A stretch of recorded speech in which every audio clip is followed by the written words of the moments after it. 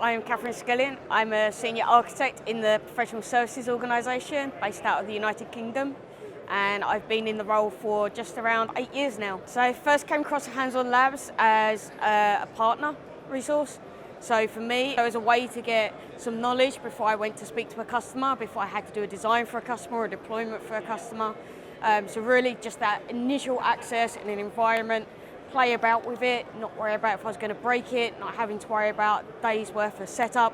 It was available instantly, do what I needed, destroy it and walk away. I'm a principal, it's my first year as a principal, so I'm helping to lead the cloud management group. Previously, I've been a captain, so creating content for the lab, writing the manuals, creating the exercises. And I started way back in 2017 as a help desk person, so helping resolve customer issues, passwords, replacing keyboards. This year, I'm working on 2501-11, which is the Orchestrator lab. It's my favorite because that product is really powerful, but it's also really hidden. So lots of my customers want to use it. If you've never seen it before, it can be quite a steep learning curve. We've got some modules, if you're brand new to it, we'll take you through the fundamentals of the product, how to get started, understand the key attributes like attributes, inputs, outputs, how you build your first workflow, how you reuse content out of the box. If you're already a user of Orchestrator and you're looking for that next step, we've got some more advanced exercises showing you how you can use different scripting languages. So how you can use JavaScript, PowerShell, and Python, and how you can bring existing content in as well. So if you've got existing PowerShell scripts, how can you bring those into the Orchestrator product?